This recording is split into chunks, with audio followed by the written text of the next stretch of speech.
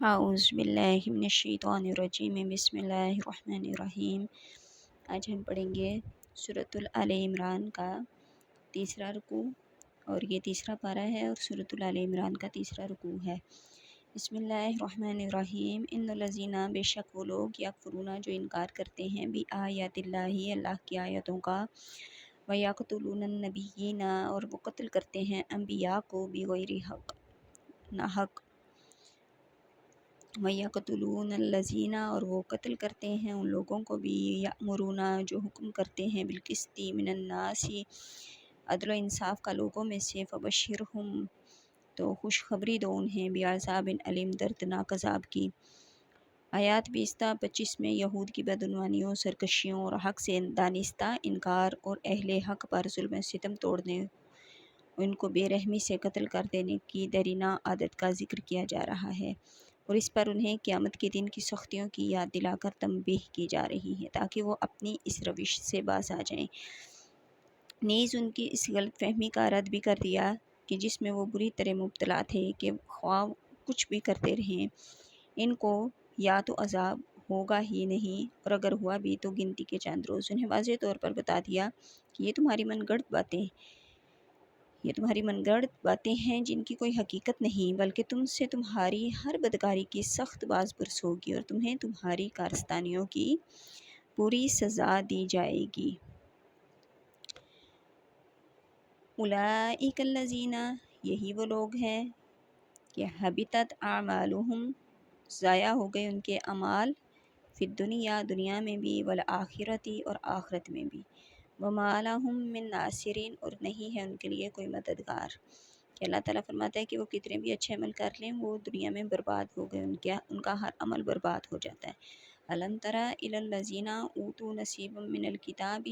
کیا نہیں دیکھا آپ نے ان لوگوں کی طرف جنہیں دیا گیا کچھ حصہ کتاب کا؟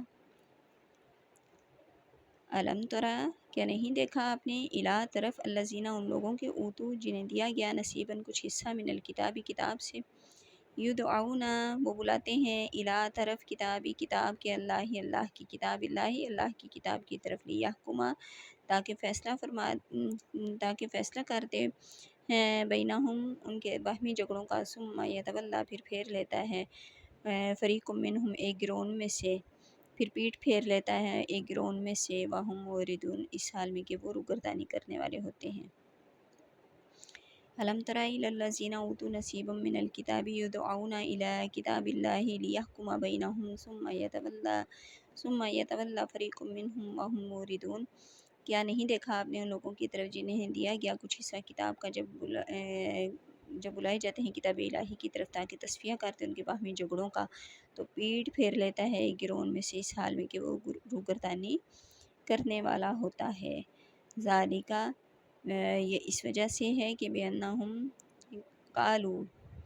یہ بے باکی کی وجہ یہ تھی کہ وہ کہتے تھے، لن تمسنا النار، کہ ہرگز ہمیں نہ چھوئے گی آگ، الا مگر ایام معدودات، مگر گنتی کے چند روز، وغرہم، اور دھوکے میں رکھا یا فریب میں مبتلا رکھا انہیں، فی دینہم، ان کے دین کے معاملہ میں، ما کانوا، ان باتوں نے کہ جو وہ یفترون، جو وہ خود گڑا کرتے تھے۔ اللہ تعالیٰ فرماتے ہیں کہ انہیں تو یہ ہے کہ ہم نے، اول تو وہ کہتے ہیں کہ ہمیں عذاب ہونا ہی نہیں ہے، اگر ہوگا بھی تو گنتی کے چند روز ہوگا، اس کے بعد ہمیں اس سے نجات مل جائے گی۔ اللہ تعالیٰ فرماتے ہیں کہ اس بات کی وجہ سے سمجھیں کہ وہ کسی فریب میں مبتلا ہیں، کسی دھوکے میں مبتلا ہیں، جو باتیں انہوں نے خود سے ہی گھڑ لی ہوئی ہیں۔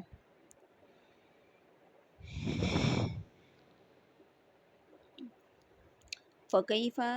سو کیا حال ہوگا، کہ اذا جمعناہم، کہ جب ہم جمع کریں گے انہیں، لیوم، اس دن کے، لا ریب فیہ، کہ جس میں کوئی شک نہیں، ووفیت، اور پورا پورا دیا جائے گا، کل نفس ما کسبت، ہر جان کو، ہر شخص کو بدلہ اس چیز کا کہ جو اس نے کمایا، وہم لا یظلمون، اور ان پر ظلم نہیں کیا جائے گا۔ قل اللہم، فرما دیجئے محبوب کہ یوں عرض کرو کہ اللہم، اے اللہ، مالک الملکی، تو مالک سب ملکوں کے، تو تؤتی الملک تو بخش دیتا ہے ملک، من تشاء جسے چاہتا ہے، جسے تو چاہتا ہے، وتنزع الملک اور تو چھین لیتا ہے ملک کو، ممن تشاء جس سے تو چاہتا ہے، وتعز اور تو عزت دیتا ہے، من تشاء جسے تو چاہتا ہے، وتذل اور تو ذلیل کرتا ہے، من تشاء جس کو چاہتا ہے۔ بیدک الخیر تیرے ہی ہاتھ میں ہے ساری بھلائی، انک علی کل شیء قدیر بے شک تو ہر چیز پر قادر ہے۔ قل اللہم مالک الملک تؤتی الملک من تشاء وتنزع الملک ممن تشاء وتعز من تشاء وتذل من تشاء بیدک الخیر انک علی کل شیء قدیر۔ اے حبیب فرما دیجئے کہ عرض کرو اے اللہ، اے مالک سب ملکوں کے، تو بخش دیتا ہے ملک جسے چاہتا ہے اور چھین لیتا ہے ملک جس سے چاہتا ہے، اور عزت دیتا ہے جس کو چاہتا ہے اور ذلیل کرتا ہے جس کو چاہتا ہے۔ تیرے ہی ہاتھ میں ساری بلائی، بے شک تو ہر چیز پر قادر ہے۔ اللہ تعالیٰ اپنے محبوب کریم علیہ السلام کو اور حضور علیہ السلام کی وساطت سے ساری امت کو ایسے پاکیزہ کلمات کی تعلیم دے رہے ہیں کہ جس میں نہایت مؤثر اور دلکش اسلوب میں اس کی توحید اور اس کی عظیم قدرت کا ذکر کیا گیا ہے۔ حکومت دینے والا بھی وہی ہے اور چھیننے والا بھی وہی جس کو چاہتا ہے دین و دنیا کی عزتوں سے سرفراز کرتا ہے اور جس کو چاہتا ہے خوار و ذلیل کر دیتا ہے۔ کسی فرد یا قوم کو یہ حق حاصل نہیں کہ وہ حکومت اور عزت کو اپنا پیدائشی حق سمجھنے لگے اور اس فریب میں مبتلا رہے کہ اس کے اعمال کتنے سیاہ کیوں نہ ہوں، اس کا کردار کتنا پست اور اس کی سیرت کتنی داغدار کیوں نہ ہو، اس سے حکومت چھینی جا سکتی ہے، نہ اسے عزت سے محروم کیا جا سکتا ہے۔ ایسا ہرگز نہیں، بلکہ سب کچھ اس مالک حقیقی کے دست قدرت میں ہے۔ وہ رب قدیر جس کی شان صمدیت و قدوسیت اور جس کی صفت علم و حکمت کے ساتھ رحمت و عدل کی ساری قدریں قائم اور باقی ہیں، اس کی سنت یہ ہے کہ وہ جب کسی فرد یا قوم میں رحمت و عدل کے تقاضے پورے کرنے کی صلاحیت دیکھتا ہے تو اسے حکومت و عزت سے سرفراز فرما دیتا ہے، اور جو فرد یا قوم اپنے عمل سے اپنے آپ کو اس نعمت کا نااہل ثابت کر دیتی ہے تو اسے ذلت و خواری کے گڑھے میں پھینک دیا جاتا ہے۔ اس آیت میں بنی اسرائیل کی لافزنیوں کا رد بھی کر دیا گیا اور یہ بھی صاف صاف بتا دیا گیا کہ ان کی مسلسل نافرمانیوں کے باعث عزت و کرامت کا تاج ان سے چھین کر اب عرب کے بادیہ نشینوں کے سر پر رکھ دیا جائے گا، جنہوں نے سچے دل سے اسلام کی تعلیمات کو قبول کیا۔ تولج اللیل فی النہار و تولج النہار فی اللیل تو داخل کرتا ہے رات کا حصہ دن میں اور داخل کرتا ہے دن کا حصہ رات میں۔ وَتُخْرِجُ الْحَيَّ مِنَ الْمَيِّتِ اور تو نکالتا ہے زندہ کو مردہ سے، وَتُخْرِجُ الْمَيِّتَ مِنَ الْحَيِّ اور نکالتا ہے مردہ کو زندہ سے، وَتَرْزُقُ اور تو رزق دیتا ہے مَن تَشَاءُ جسے چاہتا ہے بغیر حساب بغیر حساب کے۔ اس آیت میں اللہ تعالیٰ کی قدرت کاملہ کے دو اور ثبوت بیان فرمائے گئے۔ ان آیات کے ضمن میں علامہ قرطبی لکھتے ہیں کہ حضرت معاذ بن جبل رضی اللہ تعالیٰ عنہ نے فرمایا کہ میں ایک دفعہ نماز جمعہ میں شریک نہ ہو سکا۔ حضور علیہ السلام نے وجہ دریافت فرمائی تو میں نے گزارش کی کہ میں نے یوحنا بن باریہ یہودی کا کچھ قرض دینا تھا، وہ میرے دروازہ پر تاڑ لگائے بیٹھا تھا کہ میں باہر نکلوں اور وہ مجھے اپنی حراست میں لے لے اور حضور کی خدمت اقدس میں حاضر ہونے سے روک دے، اس لیے میں باہر نہ نکل سکا اور نماز جمعہ کی شرکت سے محروم رہا۔ حضور کریم علیہ السلام نے فرمایا، اے معاذ کیا تم پسند کرتے ہو کہ اللہ تعالیٰ تمہارا قرض ادا فرما دے؟ میں نے عرض کی ہاں یا رسول اللہ صلی اللہ علیہ وسلم، تو حضور علیہ السلام نے فرمایا کہ ہر روز یہ پڑھا کرو کہ یہاں سے یہ آیات ہے نا، قل اللہم مالک الملک تؤتی الملک من تشاء وتنزع الملک ممن تشاء، یہاں سے لے کر بغیر حساب تک اللہ تعالیٰ نے فرمایا، نبی کریم علیہ السلام نے فرمایا کہ یہ آپ پڑھا کرو اس کے ساتھ رحمان الدنیا والآخرہ ورحیمہما تؤتی منہما من تشاء وتمنع منہما من تشاء اقضی عنی دینی۔ اگر تجھ پر زمین کے برابر سونا قرض ہوگا اور اللہ تعالیٰ اسے بھی ادا فرما دیں گے۔ سبحان اللہ، کہ یہ وہ خاص الفاظ ہیں کہ جو اللہ تعالیٰ کی شان نے عظمت کو بیان کرتے ہیں۔ تو نبی کریم علیہ السلام نے فرمایا کہ اگر کسی پر کوئی قرض ہے تو وہ ان الفاظ کی صبح و شام تلاوت کرے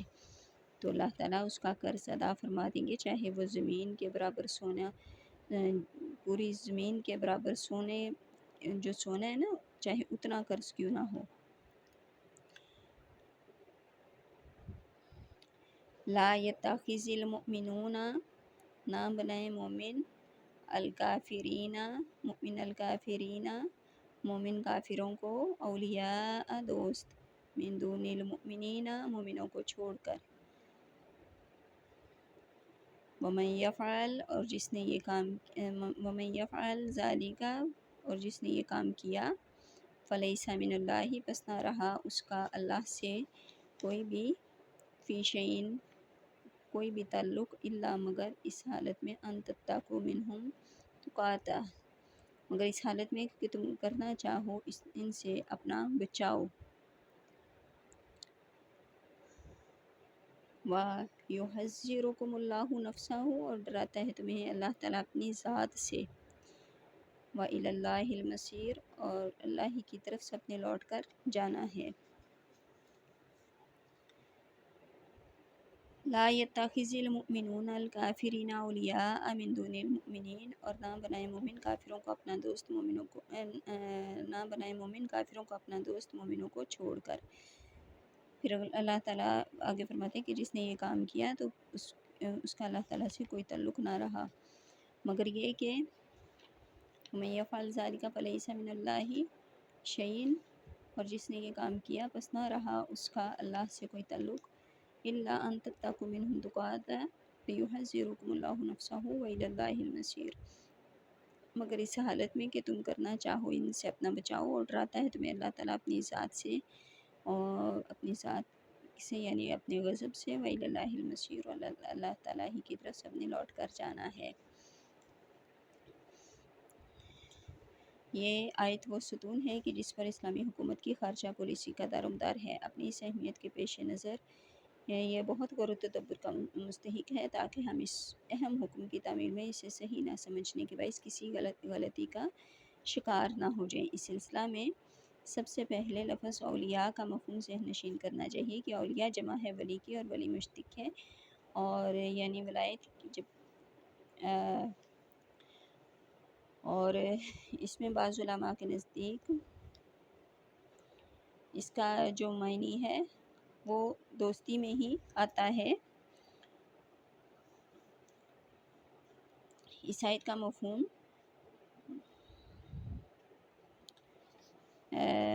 اس آیت کا جو مفہوم ہے وہ یہ کہ ہاں اپنے اہم امور کے متعلق انہیں کفار سے مشورہ کیا جائے اور اپنے تمام کام انہیں کے سپرد کر دیے جائیں۔ اس سے واضح ہو گیا کہ کفار کے ساتھ ایسے دوستانہ مراسم کہ انہیں اپنے سیاہ اور سفید کا مالک بنا دیا جائے۔ مطلب یہ کہ اپنے جو راز ہے نا، سمپل ورڈز میں یہ ہے کہ اپنے جو راز ہے نا، اپنا رازدار، اصل یہ ہے کہ اپنا رازدار کفار کو مومنوں کو نہیں بنانا چاہیے۔ مومن اپنا رازدار مومن کو ہی بنائے، اور کفار کے ساتھ چاہے وہ کام کرے مگر یہ کہ انہیں اپنا رازدار نہ بنائے، اور ہر بات میں انہی کے مشورہ پر اعتماد کیا جائے۔ اس سے قرآن حکیم نے قطعاً ممنوع قرار دے دیا ہے۔ ایسا رویہ اختیار کرنا کسی آزاد قوم اور آزاد حکومت کے شایان شان نہیں، بلکہ حقیقت میں ذہنی غلامی کا یہ دوسرا نام ہے جسے غیرت اسلام برداشت نہیں کر سکتی۔ نیز اگر ایک اسلامی مملکت دوسری اسلامی مملکت کے خلاف کسی غیر مسلم حکومت کی امداد کرنے لگی تو کیا ملی وحدت کا جنازہ نہ نکل جائے گا؟ اگر ہم اپنے ایک مسلمان بھائی کے خلاف کسی کافر کی اعانت کر کے اسے شکست دے دیتے ہیں تو حقیقت میں ہم اپنے آپ کو کمزور کر رہے ہیں اور اپنے دشمن کو تقویت کا باعث بن رہے ہیں، اپنے دشمن کی تقویت کا باعث بن رہے ہیں، جو آج تو اپنے اغراض و مقاصد کے پیش نظر ہماری خوشامد بھی کر رہا ہے اور طرح طرح کے سبز باغ بھی دکھا رہا ہے، لیکن کل جب اس کی اغراض ہمارے مفاد سے ٹکرائیں گی تو وہ ہمارا کلاک کما کرنے میں دریغ نہیں کرے گا، اور اس وقت اسے یاد بھی نہ رہے گا کہ ہم اس کے مخلص دوست تھے جنہوں نے اس کی خاطر اپنے دینی بھائیوں کا خون بہانے میں ذرا بھی تعامل نہ کیا۔ اور یہ بہت ہی غور طلب آیت ہیں۔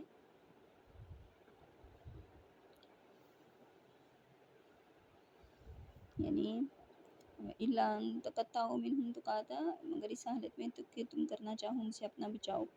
یعنی اگر مسلمان کفار کے نرغہ میں آ جائے اور اسے اپنے قتل ہو جانے اور مال چھن جانے اور ناموس لوٹ جانے کا قوی اندیشہ ہو، تو اس بے بسی کے عالم میں اسلام نے اسے اجازت دی ہے کہ وہ ایسی بات کہہ لے جس سے وہ کفار کے شر سے محفوظ رہے، لیکن علماء اہل سنت نے تصریح کی ہے کہ یعنی اس عالم خوف و خطر میں اسے یہ اجازت ہرگز نہیں کہ وہ ایسا فعل کرے یا ایسی بات کہے جس سے دوسرے مسلمانوں کو ضرر پہنچے۔ مثلا اگر کفار اسے کسی مسلمان کو قتل کرنے، زنا کرنے، مال غصب کرنے، جھوٹی گواہی دینے، کسی پاک دامن عورت پر جھوٹا بہتان لگانے یا کفار کو مسلمانوں کے راز بتانے پر مجبور کریں، تو اس مسلمان کو اس امر کی ہرگز اجازت نہیں کہ وہ اپنے بچاؤ کے لیے ان کاموں میں سے کوئی کام کرے۔ اگر وہ اپنی جان بچانے کے لیے زبان پر کلمہ کفر لائے اور اس کا دل مطمئن ہو تو اس سے ایسا کرنے کی رخصت تو ہے، لیکن اس کا ایمان پر ڈٹے رہنا اور اپنی جان دے دینا بہت افضل ہے۔ قل ان تخفوا، آپ فرما دیجئے میں محبوب، اگر تم چھپاؤ ما فی صدورکم، جو تمہارے سینوں میں ہے، او تبدوہ، یا تم ظاہر کرو اسے، یعلم اللہ، جانتا ہے اسے اللہ تعالیٰ، ویعلم، اور وہ جانتا ہے ما فی السماوات، جو کچھ آسمانوں میں ہے، وہ ما فی الارض، اور جو کچھ زمین میں ہے،